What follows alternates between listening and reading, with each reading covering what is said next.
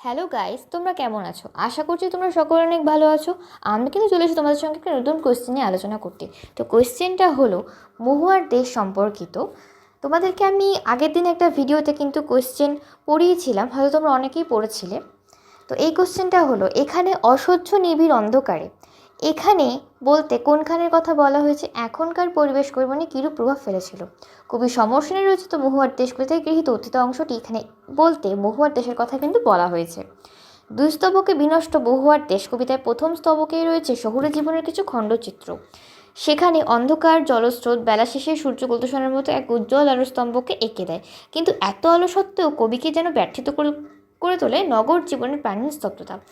সেই আলোক উজ্জ্বল স্তব্ধতা নির্মল প্রকৃতিকে কালিমালিপ্ত করে নগর সভ্যতার অন্যতম উপহার বিষাক্ত ধোয়ার বঙ্কিম নিঃশ্বাস। কবির কাছে সেই ধোয়া যেন শীতলাতে দুঃস্বপ্নের মতো। এই ক্লান্তিকর নগর জীবন থেকে পরিত্রাণ পেতেই কবি মনে মনে স্বপ্ন দেখেছিল মহুয়ার দেশে।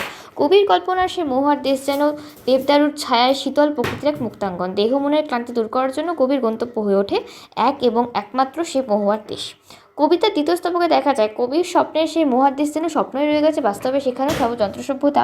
তাই সেখানকার অন্ধকার কবির কাছে অসহনীয় হয়ে ওঠে। শুধু সেই অন্ধকারই নয়, কয়লাখনি থেকে আগত গভীর বিশাল শব্দ এবং ক্লান্ত মানুষের অবসন্ন মুখ কবির কল্পনায় ছিল না। তাই সেই স্বপ্নে তিনি যে মহুয়া দেশের ছবি এঁকেছিলেন, বাস্তবে সেটা কিন্তু ভেঙে চুরমার হয়ে গিয়েছে। তো বন্ধুগণ, এটাই ছিল সেই কোশ্চেনটা মহুয়ার দেশ সম্পর্কিত, যেটা আমি তোমাদেরকে বুঝিয়ে থাকলাম। আশা করছি তোমরা সকলে ভালো বুঝেছো। নেক্সট ভিডিওতে আমি তোমাদের সঙ্গে আরেকটা কোশ্চেন নিয়ে আলোচনা করব। দেখা হচ্ছে একটা নেক্সট ভিডিওতে। বাই।